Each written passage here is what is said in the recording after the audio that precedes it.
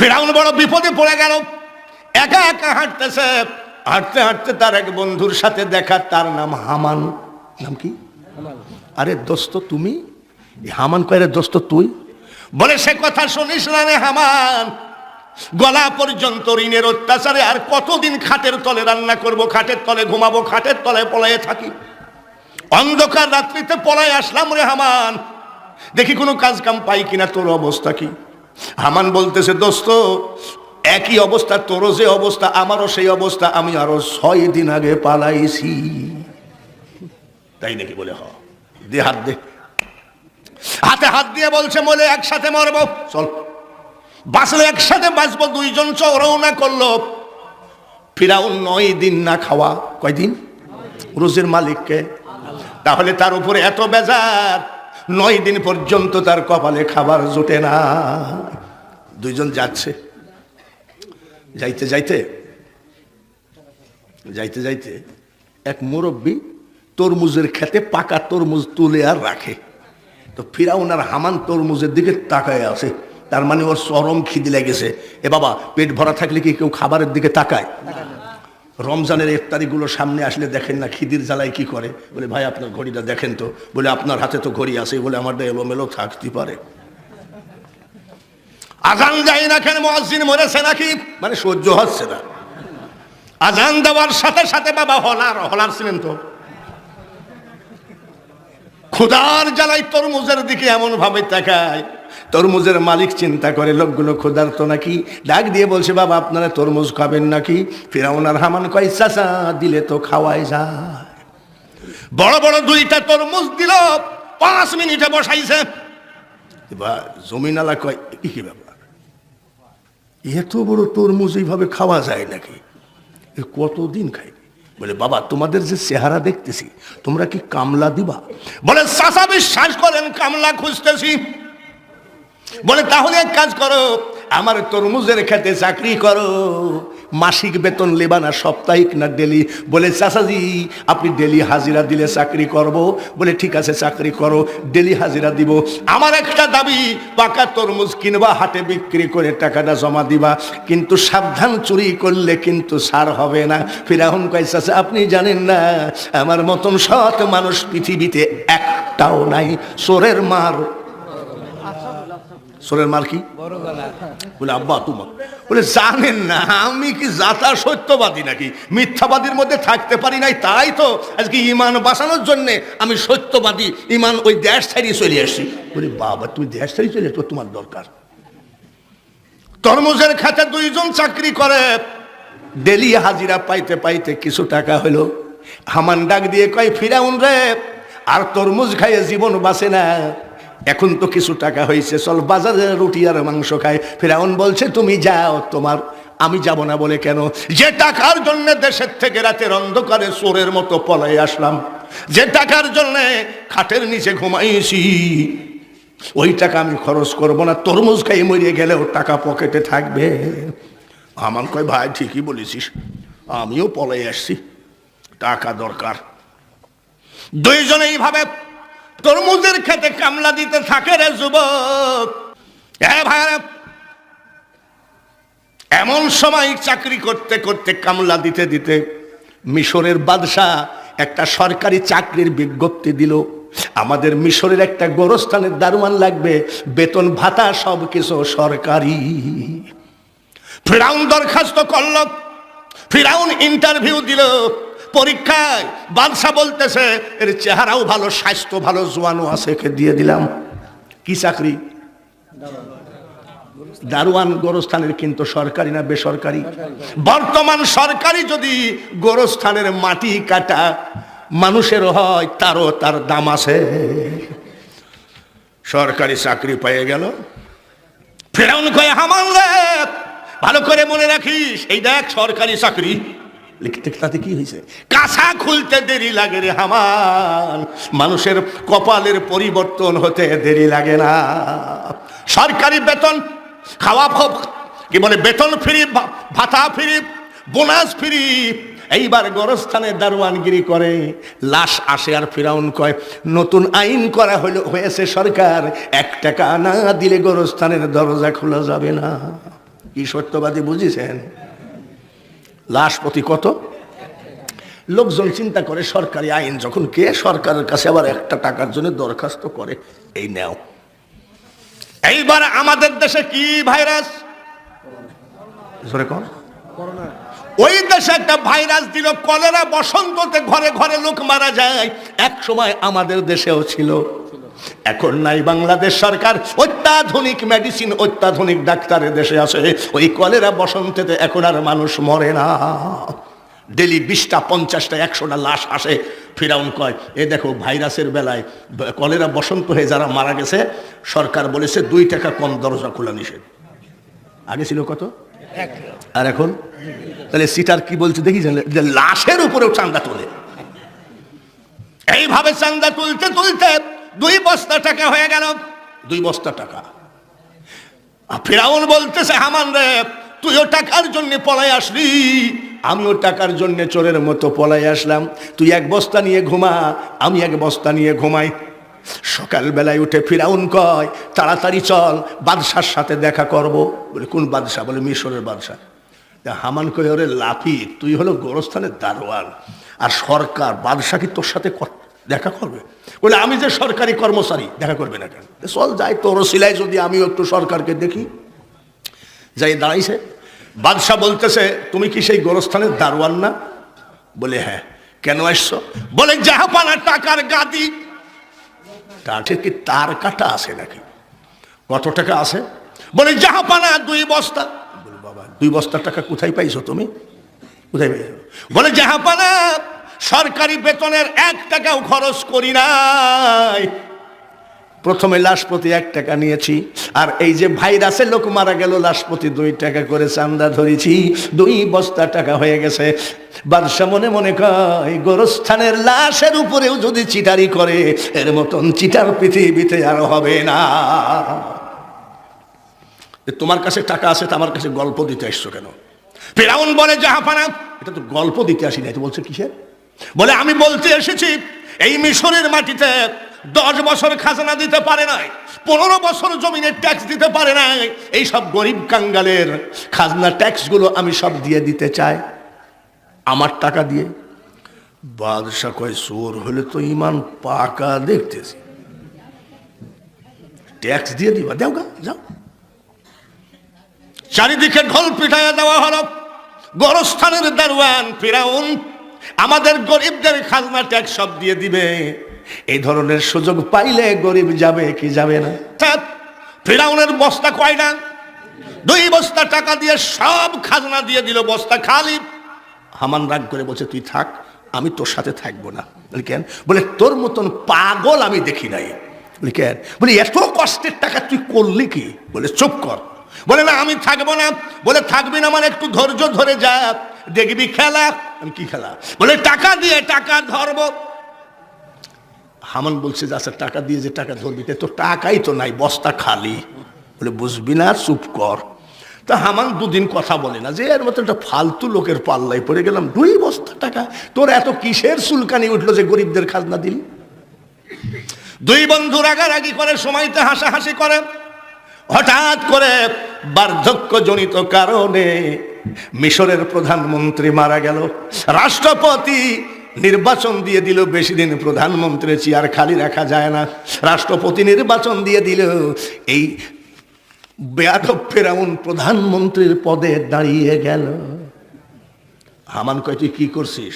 বলে প্রধানমন্ত্রী পদে নির্বাচন করব। বলে কি আর বলবো রে, রাগ হয়, কিছু বলতে পারিনি। এই বেটাই, তুই কি মেম্বরে দাঁড়ালে পাশ করবি নাকি? আর তুই প্রধানমন্ত্রীতে? ফিরাউন বলে, হামান আমি প্রচুর ভোটে পাশ করব। হামান কয়, তোর মতন একটা সাহসী লোক পাওয়া বড় মুশকিল আছে। নির্বাচনে দাঁড়ায় গেল, কিন্তু জীবনে ফিরাউন ভোট চাইতে যায় না। বন্ধু হামান ডাক দিয়ে কয়, দাঁড়ালি কিন্তু ভোট চাইতে যাস না কেন? ফিরাউন ডাক দিয়ে কয়, ভোট যদি চাইতে যাব, তাহলে 2 বস্তা টাকা খরচ করে গরিবদের খাজনা দিয়ে দিলাম কেন? মানে? বলে গিয়ে গ্রামে গিয়ে দেখ, ওরাই ভোট চাচ্ছে। আসলে ঠিক কিনা? ও চেয়ারম্যান ভাই, ও এমপি ভাই, ও বক্তা ভাই, এই দেশের জনগণ এত মনটা পবিত্র, দিলটা নরম, যদি গরিবের একটুখানি উপকার করা যায় ওরা জীবন দিবে, কিন্তু চেয়ারম্যানের সম্মানের হানি হতে দেবে না। হামান যাই দেখে গ্রামের লোক সব ভোট চাই বেড়াচ্ছে ফিরাউনের। এই তোর 14 গোষ্ঠীর জমিন তো খাস হয়ে যাচ্ছিল, ওই লোকটা খাজনা না দিলে তো সবই শেষ হয়ে গেল, ওকে ভোট দিবি। হামান এসে বলছে দোস্ত তুই পাস। বলে নির্বাচন তো এখনই হলো না, পাস কিসের? বলে আমি গ্রামে গেছিলাম, ভোট তোর সব। বলে বললাম না, দেখিস কত বড় ব্রেন, রাজনীতি করতে গেলে ব্রেন লাগে না? প্রচুর ভোটে পাশ করে গেল। আজকে যে রাজা ধীরাজ, কবি নজরুলের কথা, আজকে যে রাজা ধীরাজ কাল সে ভিক্ষা চায়, কারো কোনো দিন সমান নাই যায়। নদীর একুল ভাঙ্গে অকুল গড়ে রে মানুষ, এই তো নদীর খেলা। সকাল বেলার বাদশারে তুই ফকির সন্ধ্যাবেলা। উলিল্লাহুম্মা মালিকাল মুলক তুতিল মুলকা মান তাশা। আল্লাহ কয় বেশি মস্তানি করিস না, তামাম পৃথিবীর মালিক হলাম আমি আল্লাহ। সুবহান। গলার মালিককে, চেয়ারম্যানের মালিককে, বাংলাদেশের মালিককে, পৃথিবীর মালিককে। এ ভাইরা, প্রধানমন্ত্রীর গদিতে বসে রাষ্ট্র চালাচ্ছে। সুবহানাল্লাহ। হামান কয় তোর সাথে যেদিন দেখা হইল, তুই যে বললি মইলে একসাথে মজবো বাঁচলে, তুই যে প্রধানমন্ত্রীর গদিতে বসে আছিস তা আমার তো কিছু করলি না। বলছে তোর মতন তো পা ফাটা তো আমি না, একটু ধৈর্য ধর। বলে আর ধৈর্য ধরবো কত ভাই। বার্ধক্যজনিত কারণে কয়েকদিন পরে রাষ্ট্রপতি মারা গেল। প্রধানমন্ত্রী ফিরাউন সমস্ত রাষ্ট্রের লোককে এক জায়গায় জমায়েত করে বলতেছে রাষ্ট্রপতি নিযুক্ত করা দরকার, আপনাদের মতামত কি? এলাকার সকল মানুষের একটাই কথা, জাহাপানা আপনার মতো দেশ দরদি দেশের নেতা কেউ হবে না। তার কারণ কেউ কোনোদিন গরিবদের খাজনাগুলো দিয়ে দিবেন না। 2 বস্তা টাকা একেবারে আপনি ফি সাবিলিল্লাহ দান করে আমাদেরকে বাঁচিয়েছেন। রাষ্ট্রপতি আপনার মতন লোক দরকার। জনগণের রায় নিয়ে রাষ্ট্রপতির গদিতে বসে গেল। প্রধানমন্ত্রী চেয়ার খালি হয়ে গেল। এইবার রাষ্ট্রপতির গদিতে বসে ফিরাউন প্রধানমন্ত্রীর নির্বাচন দিয়ে এইবার ওনার বন্ধু হামানকে বলল দাঁড়ায় যা। প্রচুর ভোটে পাশ করাইয়া দিল। এক বন্ধু রাষ্ট্রপতি, আর এক বন্ধু কি জোরে কোন আনন্দে উল্লাসে বিলাসবহুল জীবন যাপন করতে থাকে। হঠাৎ করে ফিরাউন আর হামান ঘরের দরজা বন্ধ করে বলতেছে একটা কথা বলবো বন্ধু। বলে কি? আমিও তুইও পাকা চোর, তরমুজের খাতের চুরি করেছি, কাফনের টাকা চুরি করিয়েছি, লাশের টাকা চুরি করেছি। এখন তুই আমি রাষ্ট্রপতি, তুই প্রধানমন্ত্রী, আমাদের আবার শত্রু নাই তো? বলে খবরদার, এই কথা বাজে কথা, আমাদের কোনো শত্রু নাই। বলে তারপরেও দেখা ভালো। সেই সময় কোনো সায়েন্স বিজ্ঞান ছিল না, প্রত্যেকটা রাষ্ট্র জ্যোতিষ রাখত। জ্যোতিষ মানে মনোবিজ্ঞান। 450 সরকারি জ্যোতিষকে ফিরাউন ডাকাইলো। ডাকাই বলছে আপনারা কি সরকারি? বলে হ্যাঁ। কতজন? বলে 450। আপনাদের মধ্যে সর্দার কেডা বা বস কেডা? দবির বলে একজন জ্যোতিষের বস, আমার নাম দবির, আমি এদের পরিচালনা করি। বলে আমি ফিরাউন বলতেছি আমাদের কোনো শত্রু আছে কিনা একটু জানতে চাই। বলে জাহাপানা এখন তো বলা যাবে না, আমাদেরকে একটু টাইম দেন, গণনা পড়না করা ছাড়া তো বলা যায় না। বলে গণনা পড়না করে আপনারা বলেন। ভালো করে জ্যোতিষরা গণনা পড়না করে পরের দিন রাজ দরবারে হাজির হয়েছে। জাহাপানা কিছু মনে করবেন না, আমরা গুনে পেয়েছি। বলে কি? আপনাদের 2 বন্ধু রাজত্ব বেশি দিন নাই। ফিরাউন রাগের জ্বালায় বলছে জ্যোতিষ না, জ্যোতিষের জাতন। হ্যাঁ, আমান বলছে না, ওরা জানে। বলে ও কিছু জানে না। এই তুমি কি বললা? বলে আপনাদের 2 জনের রাজত্ব বেশি দিন না। বলে কেমনে বুঝলে? বলে আমরা গুনি পাইছি। বলে পাগল নাকি? রাজত্ব কি তোর বাপের নাকি? বলে জাহাপানা আমরা কিন্তু গুনে গুনে পাইছি। জাহাপানা এই দেশে মুসা বলে একটা ছেলের জন্ম হবে। সুবহানাল্লাহ। মুসা বলে একটা ছেলের জন্ম হবে, তার হাতে আপনার মরণ হবে। ফিরাউন কয় মুসা আবার কেটা? ও তো রাষ্ট্রপতি হুকুম দিয়ে দিল প্রধানমন্ত্রীকে বাচ্চা মাচ্চা যা আছে সব জবাই করে হয়। আর পেটে যেটা আছে সেটাকেও মেরে ফেল। রাষ্ট্রপতির হুকুম পাইল, প্রধানমন্ত্রী হামান একটা না দুইটা না ৮০,০০০ বাচ্চা মেরেছে। কত? ও মুসলমান, আপনি ভয় পাবেন না। আমাদের এই পৃথিবীর ভিতরে 4টা রাষ্ট্রপতি ছিল, 2টা ছিল মুসলমান আর 2টা ছিল কাফের।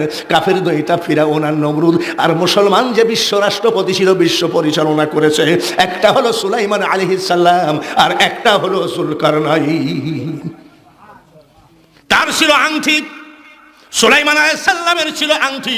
এই আংটি আল্লাহর দেওয়া, হাতে দিলে জিন পরি দৈত্য দানব সবাই তাকে সালাম করত।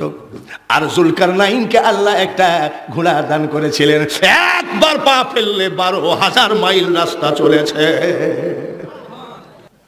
ফিরাউন ডাক দিয়ে কয়, হামান, যে মুসার কারণে আমাদের রাষ্ট্র হারাবো, ক্ষমতা হারাবো, যে তোকে যে বলছিলাম মুসাকে যেখান পাশ মেরে ফেল।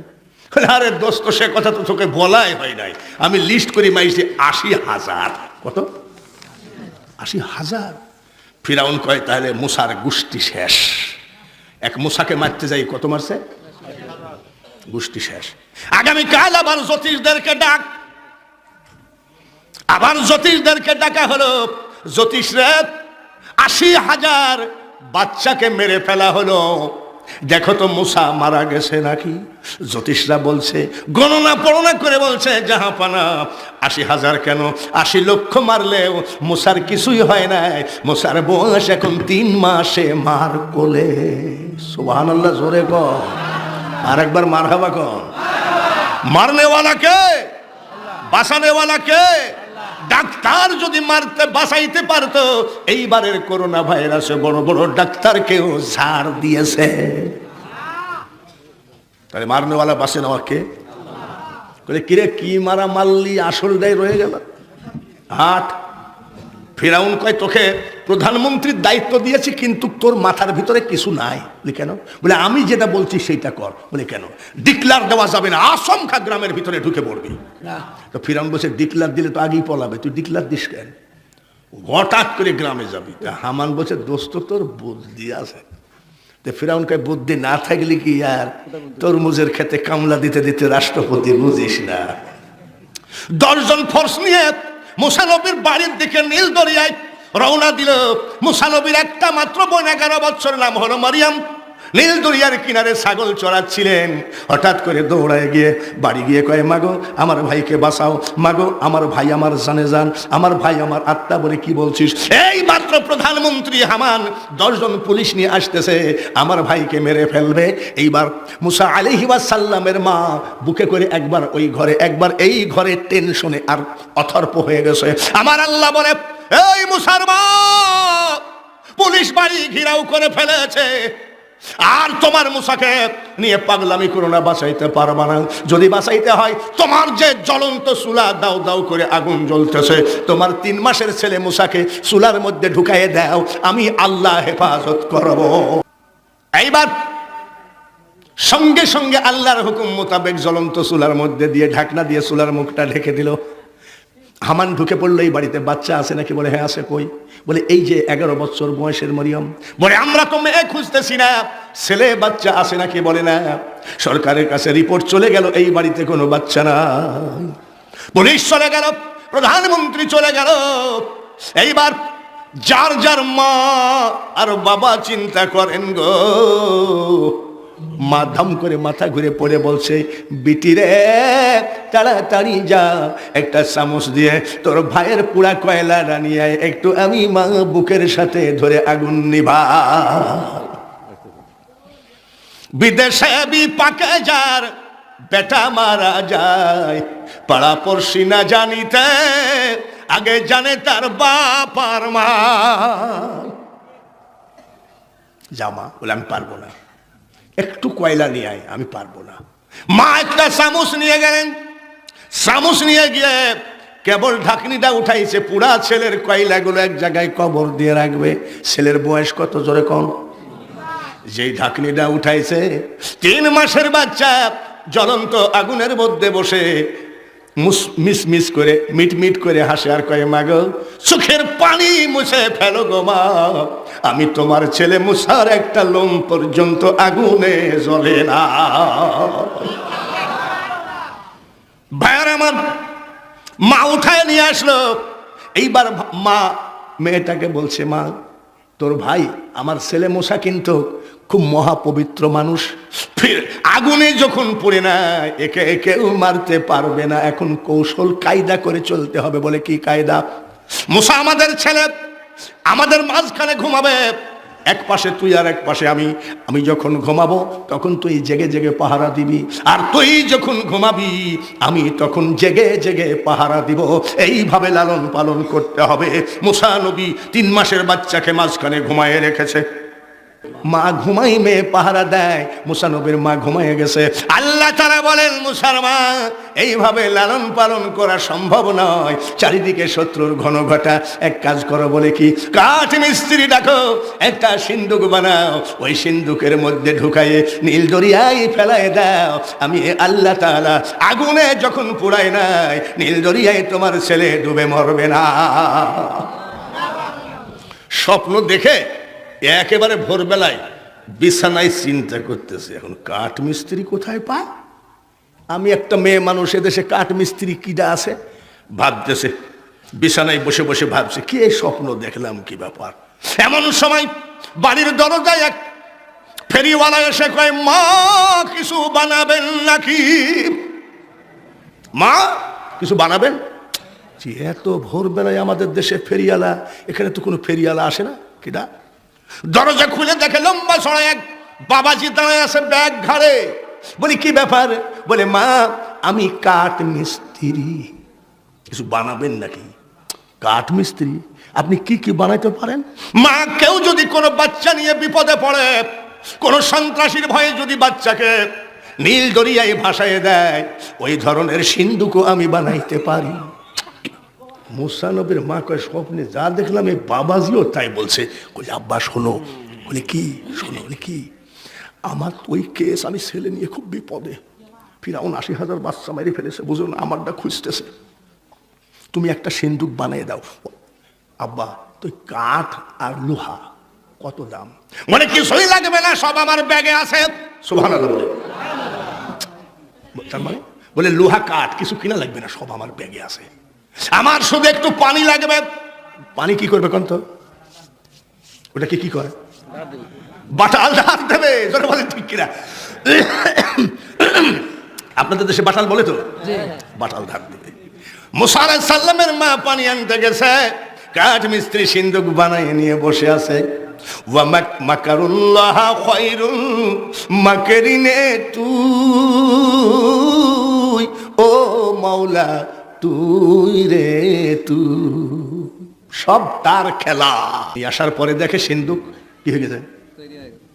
বাবাজি আপনি যে পানি আনতে বললেন তো সিন্দুক বানিয়ে ফেললেন যে? বলে, মা আগেরই ধার কিছু ছিল। মা আপনার পছন্দ হয়েছে? বলছে, বাবা এত সুন্দর মিস্ত্রি তুমি।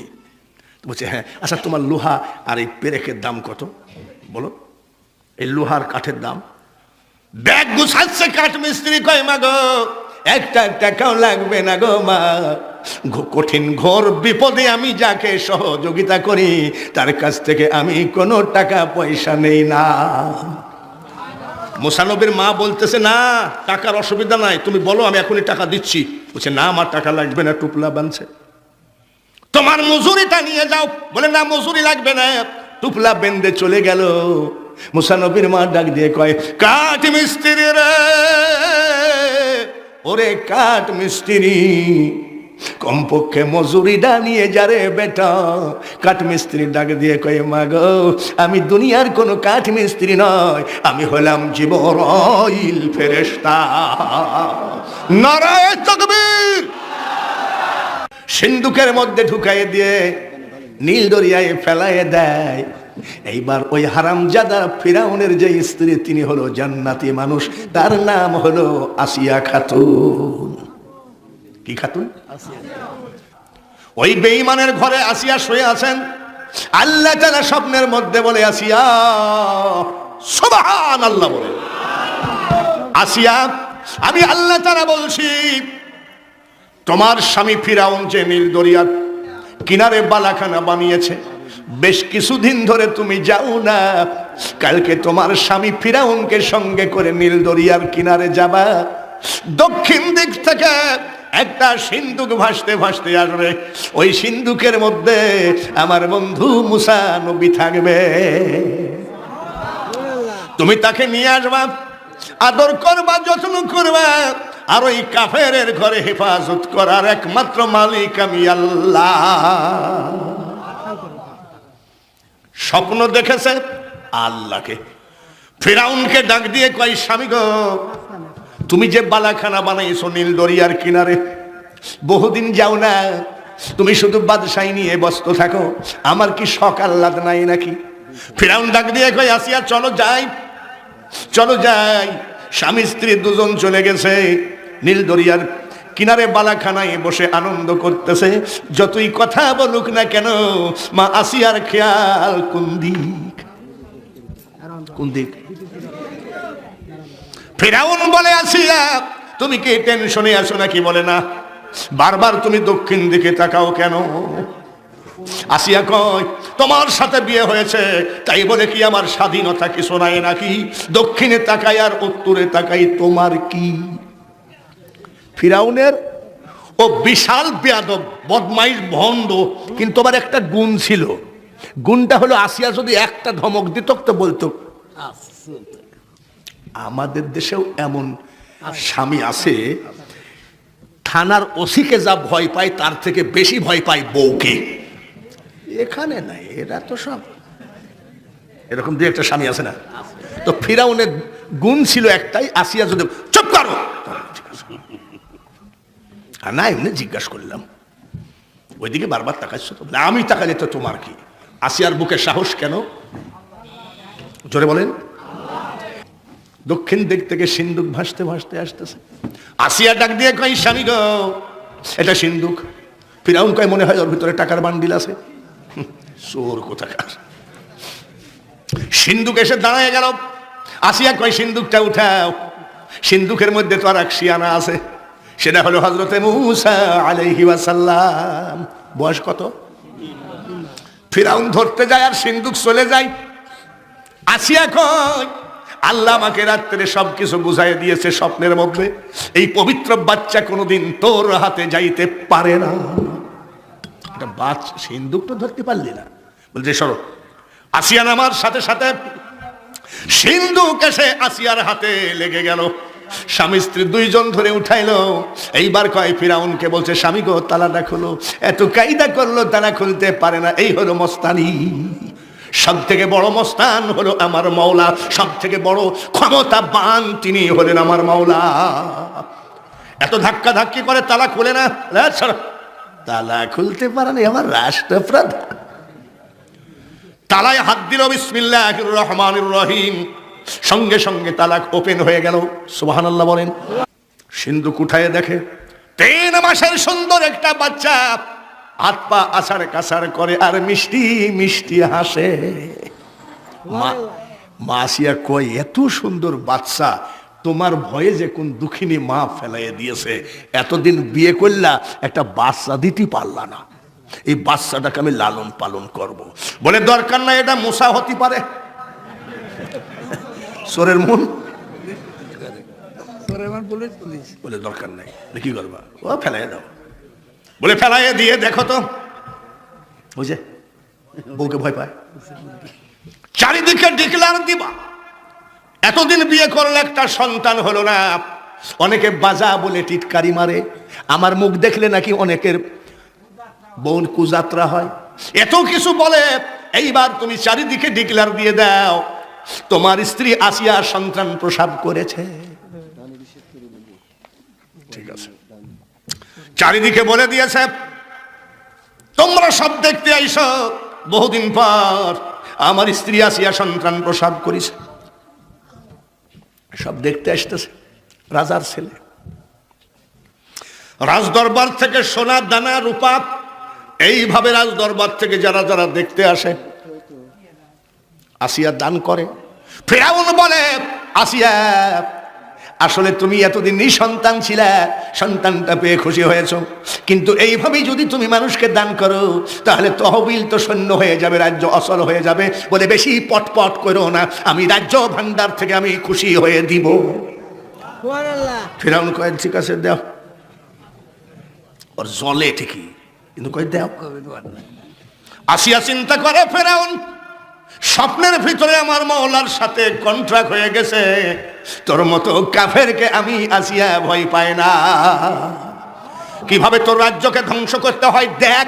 সুবহানাল্লাহ বলা লাগবে, তুই দেও, অল্প করে দেও। বলে অল্প দিলে ছেলে, মেয়ে হলে না হয় হতো, সে তো ছেলে হয়েছে, বলে দাও। এইবার মুসা আলাইহিস সালামের সব বকশিশ দিয়ে মানুষ চলে গেল। আসিয়া কয় এ স্বামী, কার ছেলে কোথা থেকে হাজির হয়েছিল? এইবার ছেলেটা কত টাইম দুধ খায় নাই, ঠিক নয়, দুধ খাওয়াও। ফিরাউন ডিক্লার দিয়ে দিল আমার ছেলে। খেলনেওয়ালা কে? জোরে কন। আমার ছেলেকে, সুবহানাল্লাহ, আমার ছেলেকে যে দুধ খাওয়ায় লালন পালন করবে, সরকারি তহবিল থেকে সে বেতন পাবে, তার সপরিবারে ভাতা পাবে। সবাই আসতে লাগলো। মুসা আলাইহিস সালাম কারোর মুখে দুধ দেয়, কারোর দুধ মুখে দেয় না। আসিয়া কয় আমার ছেলে যদি মারা যায় তাহলে তোমার খবর আছে? বলি কেন? বলে যে দুধ খাচ্ছে না। বলে আমি তো মুক্তিযোদ্ধা, কি পায়? বলে আমি তো জীবন ভর 14 গোষ্ঠীর ভাতা, সরকারি ভাতা দিব, মরে গেলেও ওর ছেলে মেয়ে পাবে, কিন্তু দুধ না খেলে আমি কি করব? বলে তোমার রাজত্বর খবর আছে, আমার সাওয়াল বাসা। চারিদিকে ডিক্লার দিয়ে দিল কি আসিস রে? আসিয়ার বাচ্চা বাসা। মুসা আলাইহিস সালামের খালা দৌড়ায় গিয়ে আনন্দে কেঁদে ফেলেছে। মুসা নবীর মা বলতেছে বোন গো তুমি কান্দো কেন? বলে আমি আনন্দ রাখতে পারছি না। বলে কেন? তোমার ছেলে এখন ফিরাউনের ঘরে। মা চিৎকার করে কাঁদলে, বাবু এই কি তোমার বিচার? স্বপ্নের মধ্যে বললা নীল দরিয়ায় তুমি হেফাজত করো, আর ওই কুকুরের ঘরে আমার সন্তানকে পাঠাইলা। মুসা নবীর খালা ডাক দিয়ে কয় বন্ধু খবরদার তুই কান্দিস না, আল্লাহ কত বড় ক্ষমতাশালী, দেখা নেই বাঘের ভয় সেখানেই রাত হয়, চল যায়। তোর ছেলে কারোর দুধ খায় নাই, তুই দুধ খাওয়া কিন্তু পরিচয় দিবি না। সরকারি ভাতা তুই লে, তোর মেয়েটার ভাতা নে, সরকারি তোর ইচ্ছা মতো ছেলেটাকে লালন পালন কর, কিন্তু খবরদার যে তোর সন্তান বলবি না। এইবার মা চলে গেল, দুধ খাওয়া লাগলো। সুবহানাল্লাহ কও। দুধ খায় আর মুসা নবী মার দিকে মিষ্টি মিষ্টি হাসে। এইবার ফিরাউন বলল যাও যাও, তোমার 14 গোষ্ঠীর সরকারি ভাতা দেওয়া হবে। ফিরাউন চলে গেল। এইবার আসিয়া বলতেছে বোন গো আমি জানি এটা তোমার সন্তান। বলে কেমনে জানলেন? স্বপ্নের মধ্যে আল্লাহ তাআলা আমাকে সবকিছু ডিক্লেয়ার করে দিয়েছে। আমি জানি তুমি যখন মুখে দুধ দিলা, তোমার মুখের দিকে তাকায় এই 3 মাসের বাচ্চা মিটমিট করে হাসতেছিল, তখন আমি বলেছি সন্তান তার মায়ের কোল পেয়ে গেল। তুমি তোমার ছেলেকে ইচ্ছা মতো লালন পালন করো। ও বাদশাহ হলে কি হবে? আমিও তো তার স্ত্রী, বাদশার তো রাজ্য ভান্ডারের অধিকার তো আমারও আছে। লালন পালন করতে লাগলো। বাবাজি মুসা নবীর বয়স হয়ে গেল 3 বছর। কত? বাদশাহী খাবার খাইয়ে মাল সে জাতা জুয়ান নাকি? জোরে বলেন ঠিক কিনা? মুসা আলাইহিস সালাম কত বড় জুয়ান, ওয়াজের মধ্যে বুঝবেন, ওয়াজের মধ্যেই বুঝবেন। খালি বলেন যে শেষ পর্যন্ত বলবো না, মুনাজাত করে বাড়ি যাব। বলবো এ ভাইরা, কত বছর? 3 বছরের ছেলে। সুন্দর পোশাক পরাইয়া দিয়েছে, রাজকীয় পোশাক, মাথাটা হাসড়াইয়া দিয়েছে, ঘরের ভিতর দিয়ে হাঁটাহাঁটি করে। ফিরাউন ডাক দিয়ে কয় আসিয়া গো আজ 3 বছর হয়ে গেল, আমি লজ্জায় ঘৃণায় এই তোমার মুসাকে আমি কোলে নিই না। এটা হলো অরিজিনাল মুসা, কিন্তু আজকে আমার ওর চেহারাটা দেখে আমাকে একটু কোলে নিতে মনে চাই। বল তুমি যে কোলে লেও না তাতে কত বদনাম আসে। নিজের সওয়াল যদি হয় তাহলে কোলে নিবে না কেন? আর আমি খালি কত বুঝ দেই, দেখ বলে না, দেখ মানুষের বদনাম ছুটে যাক। বলে নিজের ছেলে যদি হবে তাহলে কোলে নিবে না কেন? তাই বলে নাকি? বলে হ্যাঁ আমি বহুত কথা চুরি করি। বলে না আয় আব্বা। আব্বার বয়স কত? আয় আব্বা যেই ফিরাউন হাত বাড়াইছে 3 বছরের আব্বা কোলের উপরে উঠেছে। কোলের উপরে তাকায় 3 বছরের আব্বা কয়, কুকুর রে তোর সঙ্গে হবে খেলা। কয় বছর? ছেলেদেরকে আদর করে বাবা সুমা দেয় কি দেয় না? যদি সুন্দর বাচ্চা হয়, আমার কেউ না হলেও তো আমরা কোলে নিয়ে সুমা দিই, ঠিক কিনা? কেবল গালের সাথে গালটা লাগায় সুমা দিতে যাবে রে, জোরে বলেন কয় বছর? ঠাস করে একটা চোর মেরেছে, আর ফিরাউন একটা চিৎকার মারছে, বিল্ডিং থরথর করে কাঁপে। 4 মাইল পর্যন্ত এই চিৎকারের আওয়াজ আল্লাহ পৌঁছায় দিয়েছে, মাত্র ওকে বেইজ্জতি করার জন্যে। 3 বছরের ছেলে ঠাস করে এক চড় মারিছে, কয় একটা চিৎকার করেছে, চিৎকারের আওয়াজ কয় মাইল? আসিয়া কয় 1 চড়ে এরকম করতেছে। বলে আসিয়া এই সেই মশা, বলে গায়ে হাত দিয়ে দেখ। বলে বিশ্বাস করো 3 বছরের ছেলের এত বড় চড়, আমার মাথা ঘুরে গেছে। লোকজন সব আসতেছে, জাহাপানা কি হলো? হ্যাঁ বলো, যে আমাকে চড় মারিছে বলো। বলে এখন কি বলবো? আসিয়া বলতেছে, বলো আমার ছেলে এত সুন্দর করে আদর করেছে, আমি আনন্দে চিৎকার করেছি। আমার তো জ্বলতেছে। আচ্ছা ঠিক আছে, মানিজ্য তো বাঁচানো লাগবে। বলে আপনারা টেনশন করেন না, বলে জাহাপানা কোনো বিপদ নাকি? বলে কোনো বিপদ না, আমার সন্তান আমাকে একটা আদর দিয়েছে, আমি আনন্দে চিৎকার করেছি। হ্যাঁ সন্তান তো আদর করে, তাহলে আসি জাহাপানা। বলে খবরদার, 1 চড়ে তোমার এই অবস্থা কেন? ফিরাউন বলতেছে, আসিয়া রে আমি মিথ্যা বলছি না, ওর শক্তি যে এত, এইটা অরিজিনাল মুসা। একটা চড় মেরেছে, 1 চড়ে আমি এখনো আমার চোখের সামনে জুনি পোকা দেখি। কি পোকা দেখে? বলি এ কথার বাইরে বললো না, মানুষ থুতু মারবে। বলে আমার যে ফাটে, বোঝো না? এইভাবে আদর, আসিয়ার আদরে লালন পালন হলো। ঈসার মুসা নবীর বয়স হলো 30। সুবহানাল্লাহ। এবার 30 বছরে কি জাতা জোয়ান নাকি? এমনিতেই তো এক একটা নবীর গায়ে শক্তি থাকে 50টা পুরুষের সমান। আরে রাজা বাদশার খাওয়ায়ে আল্লাহ নিজ হাতে লালন পালন করেছে। ওই দেশে 60 লক্ষ ছিল বানি ইসরাইল, আর সেই দেশে ছিল তুরস্কের থেকে আসা কিছু তুর্কি, আর ছিল বাবাজি কিপ্তি গোত্রের। এই কিপ্তিরা ছিল সবসময় মারামারি, জয়ী ঝামেলা ফাটাফাটি করার উস্তাদ ছিল। এদের নীতি চরিত্র ভালো ছিল না। কিপ্তিরা সবসময় বেয়াদব। বানি ইসরাইল মুসা নবীর গোত্র, এরা হলো সবসময় ভদ্র। এরা লাঠিও তুলতে জানে না, গাইলেও জানে না, আর ওরা ধরে ধরে মারে। বানি ইসরাইলের একজনকে মেরেছে, মেরে মাজার হাড় ভেঙে দিয়েছে কিপ্তিরা। এইবার বানি ইসরাইলরা দৌড়ে গেছে, ও বাদশার বেটা, কি বাদশার ছেলের একটা দাম আছে নাকি? হে রাজার বেটা মুসা, তুমি আমাদের দলের একজন নেতা, আমরাও বানি ইসরাইল, তোমরাও বানি ইসরাইল, কিন্তু এই কিপ্তিরা জবর বেয়াদব। এই কিপ্তিরা আমাদের এই মুরব্বীকে মাইরে মাজার হাড় ভেঙে দিল। 30 বছরের যুবক ওই কিপ্তিকে একটা ঘুষি মেরেছে, 16 টুকরা হয়ে গেছে। জোরে বলেন মারহাবা। এক ঘুষিতে কয় টুকরা? সঙ্গে সঙ্গে কিপ্তিরা প্রধানমন্ত্রীর কাছে মুসা নবীর বিরুদ্ধে মামলা দিল, মার্ডার কেসের আসামি। প্রধানমন্ত্রীকে এটা মনে আছে নাকি? ফিরাউন তো রাষ্ট্রপতি, ওর বন্ধু হামান। হামানের কাছে বিচার দিল, রাজার বেটা মুসা কিপ্তিকে 16 টুকরা করেছে এক ঘুষিতে। বিচার দিয়ে দিল, বিচার দিয়ে চলে গেল লিখিত বিচার। এইবার ঘরের দরজা বন্ধ করে প্রধানমন্ত্রী বলছে, শোনো, কিছু মনে করো না, তোমার যে ছেলে মুসা এই কিপ্তিকে একটা ঘুষিতে 16 টুকরা করে ফেলাইছে, ওর বিচার করো। দরজা ভালো করে বন্ধ আছে তো? বলে হ্যাঁ, ও পারে। বলে তুমি কেমনে বুঝলা?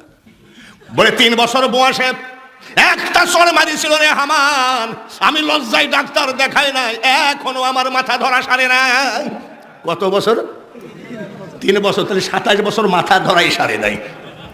তাই নাকি? বলে হ্যাঁ। এইবার সুযোগ এসেছে, তুই আমি সিল মেরে দিলাম, রাষ্ট্রপতির সিল মেরে দিল। মুসাকে এই সুযোগে অ্যারেস্ট করে জেলখানায় ঢুকায় তোর ইচ্ছা মতো মেরে ফেল, ক্রস ফায়ারে দিয়ে দে। ইয়েস, রাষ্ট্রপতির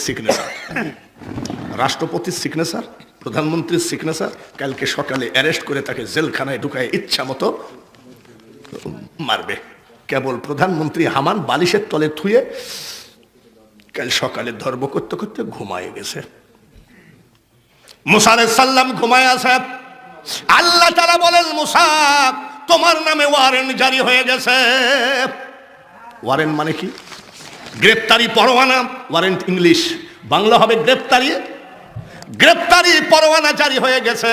প্রধানমন্ত্রীর বালিশের নিচে সকালবেলায় তোমাকে ধরবে, আমি আল্লাহ বলছি।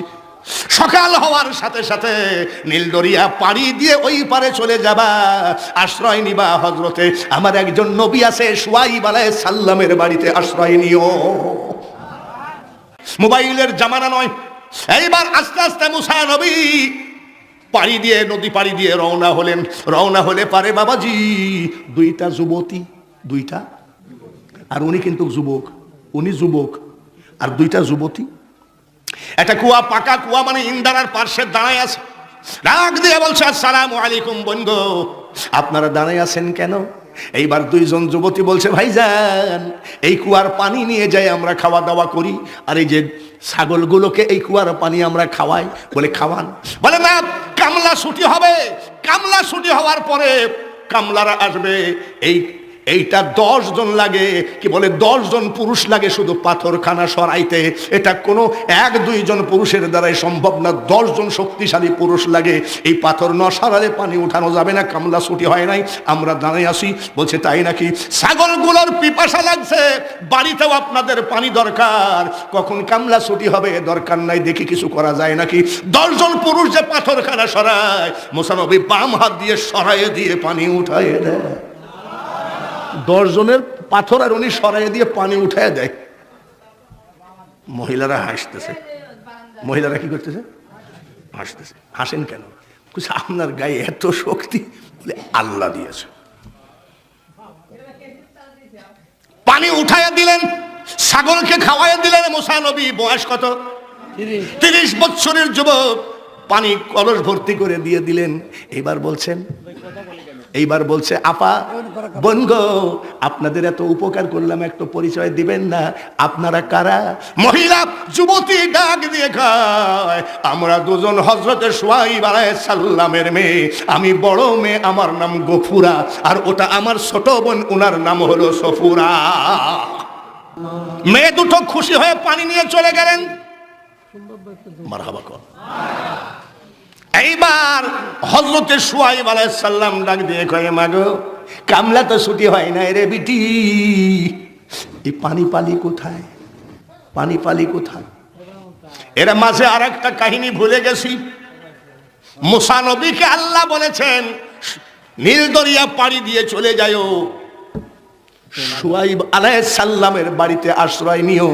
আর আল্লাহ তাআলা হযরত শুআইব আলাইহিস সালামকে ডাক দিয়ে স্বপ্নের মধ্যে বলে, শুআইব মনে রাখো, এই শুআইব, কাল আমার একজন বন্ধু মুসা নামে তোমার কাছে যাবে। ওখানে আবার স্বপ্নের মধ্যে শুআইব আলাইহিস সালামকে ডাক দিয়ে কয়, আমার একজন বন্ধু যার নাম মুসা আলাইহি ওয়াসাল্লাম তোমার বাড়িতে যাবে, তোমার বড় মেয়ের সাথে বিয়ে দিয়ে জামাই বানায় নিও। শুধু তাই না, তোমার জামাইকে কি উপহার দিবা? তোমার ঘরে যে আদম আলাইহিস সালামের হাতের লাঠি আছে, এই লাঠিটা তোমার জামাইকে দান করে দিও। নারায়ে তাকবীর। সমস্ত জায়গায় কে ক্ষমতা কার? শুআইব নবীকে বলে দিয়েছে বিয়ে দিয়ে দিও, 235 টাকা লাঠিটা দিও। এই দিকে মেয়ে দুইটা পানি নিয়ে চলে গেল। শুআইব আলাইহিস সালাম জিজ্ঞাসা করে, মাগো এখনো তো কামলা ছুটি হয় নাই, এত তাড়াতাড়ি পানি আনলি কেমনে? মেয়ে দুইটা মিটমিট করে হাসে। বলে আমি তোমাদেরকে প্রশ্ন করতেছি, এত তাড়াতাড়ি পানি পাইলে হাসলা কেন? বলে আব্বা সে এক হাসির কাহিনী। বলে কি? কামলা ছুটি হতে দেরি আছে, আমরা দুইটা বোন ছাগলগুলো নিয়ে দাঁড়িয়েছিলাম। বনি ইসরাইলের এক জওয়ান ভাই কি আর বলবো, 10 জন যে পাথর সরাইতে লাগে উনি বাম হাত দিয়ে পাথরটা সরাইয়ে দিলেন, এত বড় জোয়ান পানি উঠাইয়ে দিলেন। বলে তাই নাকি? বলে হ্যাঁ। এত বড় উপকার যে করলো, তোরা তাকে দাওয়াত করে আনলি না কেন? ওয়ামাকারু ওয়ামাকারাল্লাহু ওয়াল্লাহু খায়রুল মাকিরিন। আনলি না কেন? ডাকি আনতেছে। মারহাবা কোন? মুসা নবীর সঙ্গে শুআয়ব আলাইহিস সালামের মেয়ের বিয়ে হয়ে গেল। আল্লাহর কথা মোতাবেক হযরতে আদম আলাইহিস সালামের হাতের লাঠি খেলা মুসা নবীকে উপহার দিয়ে দিলেন। এ ভাইরা, সুলাইমান নবীর হাতের লাঠি আর জুলকারনাইন বাদশার কুদরতি ঘোড়া আর হযরতে মুসা আলাইহিস সালামের লাঠির মুজিজা। ওয়ামা তিলকা বিয়ামিনিকা ইয়া মুসা।